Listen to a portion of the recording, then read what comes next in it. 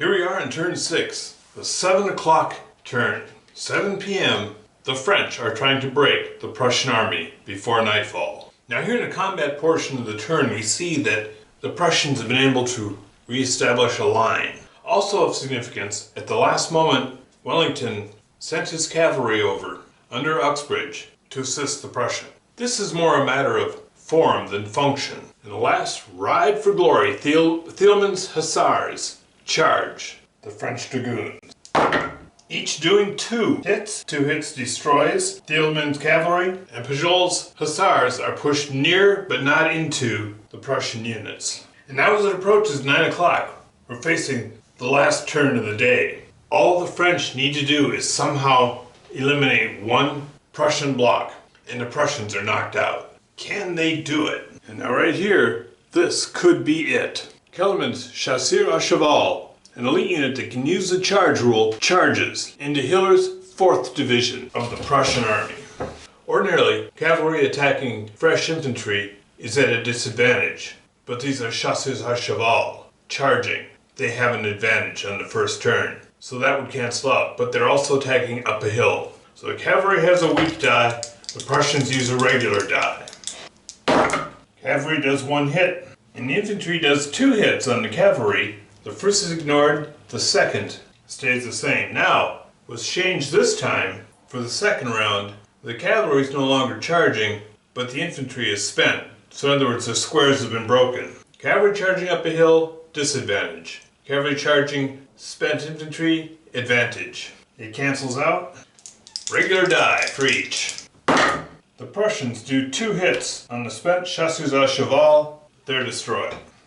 Actually, that's what's destroyed is the cavalry's blown. The charge didn't work. They're exhausted. The Prussians are pushed back off the map. So in other words, in overrunning the Prussians, the cavalry exhausted itself. Now if we pan back a bit, we see critical at this juncture, the bags are now exposed. The remaining hussars come around and contact the bags. This is 4th Corps. 4th Corps has already moved. They can't help these bags. Although the bags weren't unpacked, they are captured because they can't move away, and no friends will be able to reach them this turn. But let's finish the chit draw phase and see what happens. Now here we are at the end of the chit draw phase. We see that the Kellermann's heavy cab has contacted the Prussian bags. So let us pause and remove the Prussian army. And now Wellington must decide, should he stay or should he go? It's more interesting if he stays, so I'm going to have him stay. So let's do a night turn and see what it looks like come the morn. And this is now how the map looks on the morning of the 19th of June, the 2nd day of Waterloo, 1815. Wellington is in a quandary. He's got French in front of him, and now he's got a wall of cavalry and 2 more French corps joining the battle. The Prussians have left the battlefield. He's been abandoned by his allies. He alone must hold off the entire French army. It's a tense night. He doesn't get a lot of sleep.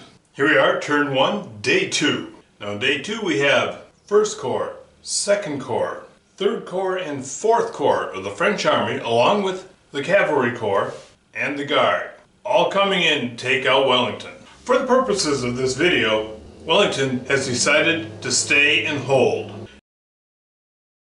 Now he still believes the main French army is here, and now more French army is coming this way. To foster and maintain that illusion, Napoleon has returned to the Grand Battery, and he's going to open up the Grand Battery on the British lines. Let us begin with the chitra and see where it leads. Here we see the French have advanced. The early morning hours were taken up with advancing and getting into position. Now there was the Grand Battery opened up and did do some damage to the British army, and Wellington's artillery had returned fire and not without effect. There is no combat resolve. We move to turn 2, and now it's mid-morning. Of note, Napoleon is asking the right flank of his army to move through the woods and to get behind the British army. And now the mid-morning chit draw.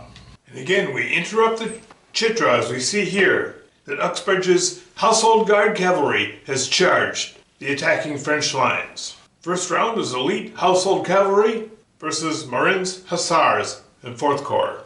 The Hussars get 1 hit, and that 1 hit is absorbed by the elite status. Household Cavalry does 2 hits. 2 hits cause them to become spent and retreat, no surprise there.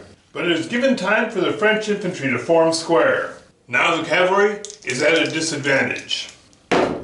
Cavalry does 1 hit, the squares inflict 2 hits. The spent cavalry falls back.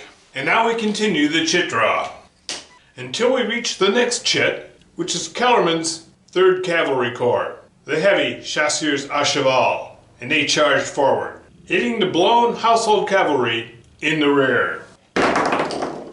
They actually each do 2 hits. Both are elite, both absorb the first hit. The second hit flips the French cavalry to spent and sends the household guard even further into the rear. Next, the other division of Kellerman's Corps slams into the British baggage train. Baggage train has already moved, it cannot move, and the French cavalry is charging. It fires into the baggage train, which eliminates the baggage train. With the bags lost, heavy French cavalry riding through the rear area, the British army panics and collapses. Mid-morning, day 2, Napoleon has won at Waterloo. Good game.